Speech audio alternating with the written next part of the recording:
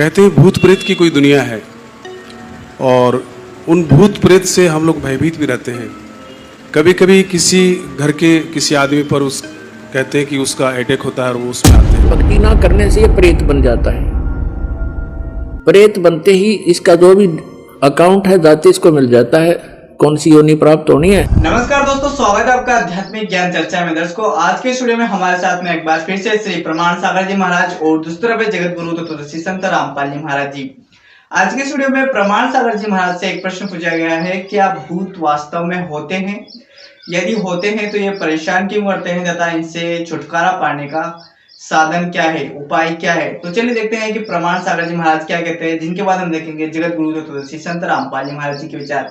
यदि आपके भी परिवार में कोई ऐसी समस्या से जूझ रहा है तो वीडियो को लास्ट तक जरूर देखिएगा, आपको इस वीडियो में इस समस्या का हल आपको मिल जाएगा। चलिए देखते हैं पहले प्रमाण सागर जी महाराज इनका क्या उत्तर देते हैं, जिनके बाद हम देखेंगे जगत गुरु तत्वदर्शी संत रामपाल जी महाराज के विचार। गुरुदेव के चरणों में मेरा सादर नमन। गुरुदेव, कहते हैं भूत प्रेत की कोई दुनिया है और उन भूत प्रेत से हम लोग भयभीत भी रहते हैं। कभी कभी किसी घर के किसी आदमी पर उस कहते हैं कि उसका अटैक होता है और वो उसमें आते हैं और हम लोग फिर मौलवियों के पास चले जाते हैं और उस भूत को छुड़ाने का प्रयास करते हैं। कभी कभी हमारे राजस्थान में मेहंदीपुर बालाजी है, वहाँ भी लोग जाते हैं और उस भूत प्रेत से मुक्ति का उपाय करते हैं। क्या ये भूत प्रेत की क्या सच्चाई है? अगर ऐसा है तो इससे मुक्ति का क्या उपाय है गुरुदेव? देखिए, अगर आप मुझसे पूछो तो मैं तो ये कहूँगा, मन का भूत ही सबसे बड़ा भूत है। लगता है कि नहीं, बिल्कुल सब सच जैसा है। मैं इन सब पर बिल्कुल विश्वास नहीं करता और आप लोगों से भी मैं ये कहूँगा, इन पर भरोसा मत करो। हाँ, शास्त्रों की दृष्टि से मैं मानता हूँ कि भूत प्रेत होते हैं, पर वो इतने व्यस्त हैं कि आपके पास आने की सुविधा अभी उनको नहीं है, उनकी दुनिया अलग है। जैसे कि दोस्तों अभी हम देख रहे थे मुनि श्री प्रमाण सागर जी महाराज जी के विचार। उनका कहना है कि भूत जैसी कोई चीज नहीं होती है, जो हम धारणा बना लेते हैं वही सबसे बड़ा भूत होता है। जो हम डर जाते हैं उससे ही हमें भूत का प्रतीत होता है, वास्तव में भूत नहीं होता। तो चलिए देखते हैं भूत क्यों बनते हैं, कैसे बनते हैं और भूत बनने का कारण क्या है। तो चलिए देखते हैं जगत गुरु तत्वदर्शी संत रामपाल जी महाराज जी के विचार। अपन आत्मा जैसे ये हमारे एक बीमारी ला रखी है इन नकली गुरुओं ने, कि जैसे आप जी का कोई भी घर का सदस्य मृत्यु को प्राप्त हो जाता है, फिर उसके शरीर को सभा करने के उपरांत, अंतिम संस्कार करने के उपरांत उसकी अस्थियों को गंगा में डाल के आना कंपलसरी बना रखा है। क्यों बना रखा है? इसलिए, और ये कहते हैं तेरे पिता की गति नहीं होगी, तेरी मां की गति नहीं होगी यदि वहां नहीं डाल का होगा। तो वहां फिर और ठग बैठे। यहां के भेजने वाले एजेंट अपना कमीशन ले लें और वहां बैठे वो जो गंगा में डलवाएंगे उन अस्थियों ने, वह न्यारे चार्ज करें। अपने आत्माओं, ये सब अज्ञान के कारण, तत्व ज्ञान के अभाव से हो रहा था। अब क्या होता है, जैसे एक व्यक्ति किसी किराए के मकान पर रहता है और उसको मकान मालिक कह देता है, भाई मकान खाली कर दे, मुझे आवश्यकता है। तो उस समय वो छोड़ना जी ना करता, और इस मकान में तो ये अपना मान रहा, अपना पर्सनल मान रहा है, इसमें इस मकान में तो ये कोई सैकड़ों वर्ष रहता है, तो इस मकान को ये छोड़ना नहीं चाहता, अपना मान बैठता है। उधर से भक्ति ना करने से ये प्रेत बन जाता है। प्रेत बनते ही इसका जो भी अकाउंट है जाते इसको मिल जाता है, कौन सी योनि प्राप्त होनी है, ये भूत बन जाता है। और उधर से क्या होता है कि वो घर वाले उनको फूक देते हैं, सवा कर देते हैं, तो वापस वो अपने घर पर आता, वो प्रेत बन गए। एक घर वाले तो उसको देख नहीं सकते, उसमें आवाज नहीं, वो सुना नहीं सकता, वो वहां धक्के खा के फिर देखता मेरा शरीर कहाँ है, वो जाता शमशान घाट पे। तो इतना इसको ज्ञान होता है प्रेत को कि ये अस्थि मेरी है, ये नहीं है।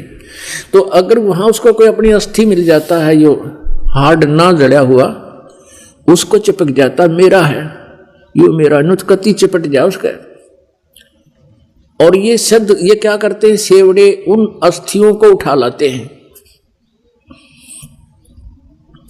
और वो अस्थि के साथ आता वो प्रेत, फिर वो उसको अपने जंतर मंत्र से जकड़ लेते हैं, अपने अधीन बनाकर फिर वो दूसरों को दुखदाई हो जाते हैं। तो इस कारण से इसका उन्होंने निपटारा करवाने के लिए इन नकलियों ने ये सोचा कि भाई इन अस्थियां न उठाकर तुम वहां डालो, ऐसे गहरे जल में डाल दो जहां ये पितर प्रेत बनकर आवे तो उसका हाथ ना लगे, वो चपका नहीं और वापस तुम्हारे घर ना आ जावे, आसपास भी ना रहे। उनका उद्देश्य तो ये था। अब उससे क्या समाधान हो गया? वो तो बनना था, वो बन चुका है। प्रेत बनना था या कोई पशु पक्षी बनना था, वो तो बन चुका है अपने पूर्व संस्कार से। अब वो नकीते ठाकर डालने जाओ, प्रेत वो बन ही चुका है। तो ऐसी हमारी ऐसी वृत्ति है इस जीव की। उसी आधार से सुखदेव वाली आत्मा का संस्कार ऐसा था कि उसने गंदे अंडे में ही ऐसे उसका अंडा नष्ट हो गया और उसका वो चिपका रहा अपना जान के, मेरा है मेरा है। यह वृत्ति है हमारी अपनात्मा। जैसे बच्चा गर्भ में आते ही माता को अपनापन हो जाता है और किसी कारण से वो गर्भपात हो जाता है तो बहुत रोती है कि मेरा था मेरा था। ऐसे ही उस अंडे को गंदा होने पर भी उसने अपना मान रखा था, चिपका बैठी थी आत्मा मेरे, उसका संस्कार ऐसा था। और ये सारा कुछ जो होता है पूर्व निर्धारित संस्कारों से ही होता है। जो पार्वती जी को मंत्र मिला ये भी पूर्व संस्कार थे इसके और पूर्व निर्धारित था। अब केवल कबीर परमेश्वर ही उसको परिवर्तन कर सकता है और किसी पर परिवर्तन नहीं होना। तो ये सारा कुछ हुआ तो पूर्व संस्कार से, लेकिन घटना ऐसे घटी हो तो वो अंडे को जो चिपका में बैठा था वो सुखदेव वाली आत्मा, इसी प्रकार जो ये अस्थियां उठाने की बीमारी लगाई इन लोगों ने इस उद्देश्य से लाई कि जब जय यू उल्टा आ गया तो वहां शमशान घाट पर बैठा रहेगा। और आपने देखा होगा कि भी कई क्या कहा करते थे कि भी ये लड़का वहां जा रहा था और इसकी ठोकर लगी किसी वस्तु का, उस दिन से बीमार है, तो यो भूत चिपटा रहा है उसके अपने अस्थि के और उसका ठोकर लगी। फिर ये चौधरी था, फिर अब कैसे मेरा ठोकर मार दी, इसका अंडी बनाता लकड़ता ही नहीं, फिर गधा बन गया है। तो वहां उनको दुखदाई होता था, इसलिए उन्होंने ये समस्या हल कर दी कि अस्थि यहां से फेंक दो कितने, यो एक स्थान पर ना चिपका रहा अंडे ज्यादा धक्के खानता कि तो और धक्के खा लेगा, बाहर चला जाएगा। ये उद्देश्य था। और पुण्यात्माओं कहते हैं यदि आप पूर्ण परमात्मा की भक्ति करते, सतगुरु की संगत करते, ना तो आपने भूत बनना, ना अस्थियां उठाने की आवश्यकता। और आपने यो नाम ले रखा तो कितनी ठोकर लागो, कितने कुछ जाओ चौराहे पर गांडो तुम और बर्फी खाते हुए, आपके निकट कोई भी नहीं आ सकता, क्योंकि ये समर्थ की शक्ति है। एक भक्त बता रहा था कि मैं अपनी किसान था वो, कि अपनी बहन के गांव में ससुराल में गया हुआ था, उनका जमीन ज्यादा थी, मैं अपने बैल ले गया था उनकी खेत की जुताई करवाने के लिए, हेल्प करने के लिए। तो मेरी ड्यूटी उन्होंने दूसरे खेत में लगा दी और बहन का बटेऊ जो बहनोई था वो दूसरे खेत में अपना काम कर रहा था।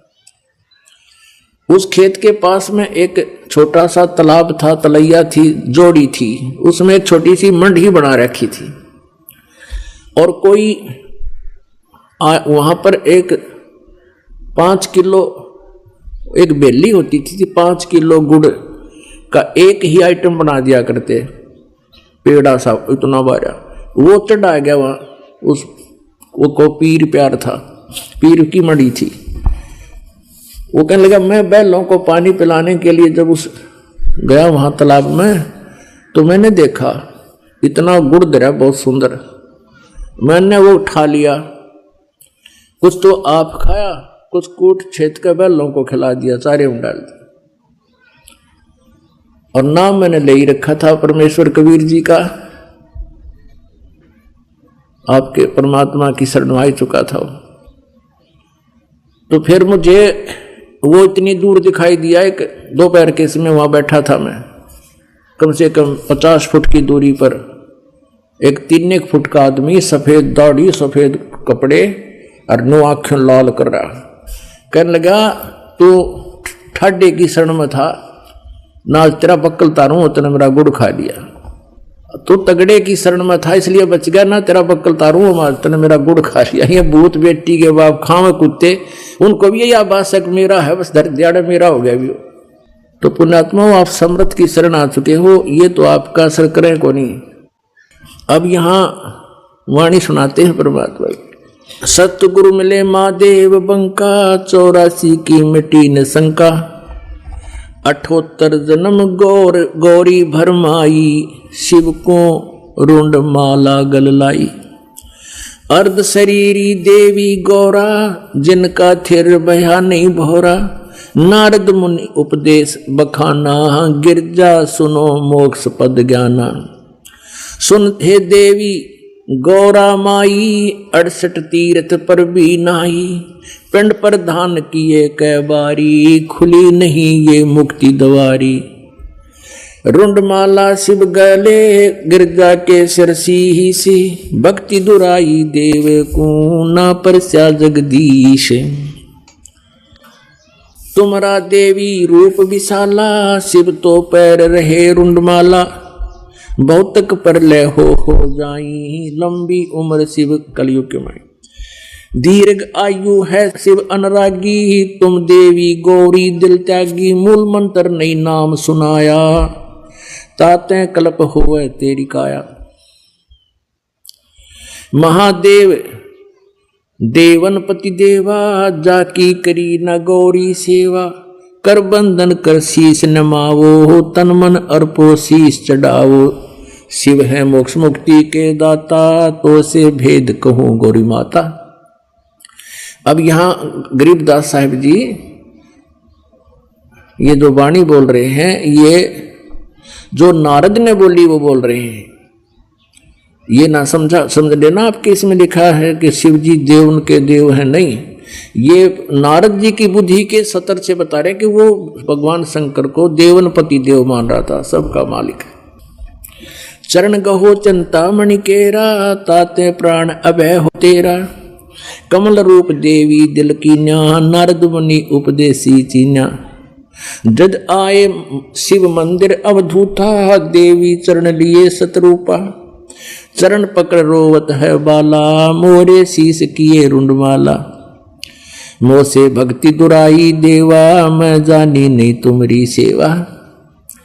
मोह से भक्ति दुराई स्वामी, हमसे भेद कहो निज दामी। मैं अबला हूँ बाला भोरी, पार निभावो हमरी डोरी। पूर्व जन्म की कथा सुनावो, मूल मंत्र हम शिव गौरावो। मूल मंत्र महबूबे का, ईश सुनावो मोहे। जुगन जुगन पातक छूटे हैं, छूटत हैं दिल द्रोही।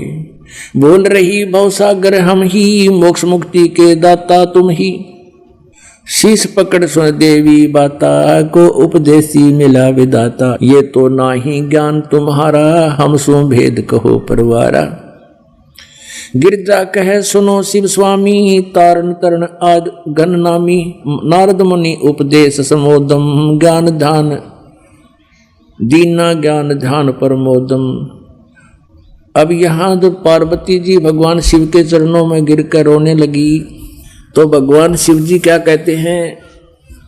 शीश पकड़ सुन देवी बाता, को उपदेशी मिला विधाता। पार्वती के सिर को छूकर भगवान शिव जी ने कहा कि मेरी बात सुनो देवी, ऐसा कौन भगवान मिल गया तुझे आज तेरी ऐसी बुद्धि बदल दी? ये तो ना ही ज्ञान तुम्हारा, हम सो भेद कहो परवारा। गिरजा कहे सुनो शिव स्वामी, तारण तरण आदि घन नामी। नारद मुनि उपदेश सुमोदम, मेरे को नारद जी ने ये सारी बात बता दी। और दीना ज्ञान ध्यान प्रमोदम। अपन आत्माओं क्या बताते हैं भगवान शिव जी? बनखंड चलो गौरी दीवानी, पंछी सुने ना हमारी वाणी। के चलो जंगल में चलेंगे, बनखंड में ऐसे स्थान पर बैठेंगे कोई पक्षी भी हमारी बात ना सुन ले, हमारी वाणी ना सुने। जहां एक सुक्या तरवरता क्या, शिव को आसन तहां वहां राख्या। जहां एक गंध अंड तिसमाही, जिस जानत है समृत साई। बनखंड चलो गौरी दीवानी, पंछी सुने ना हमरी वानी। जब शिव कर से लाई तारी, उड़ गे पक्षी नर और नारी। अब क्या बताते हैं,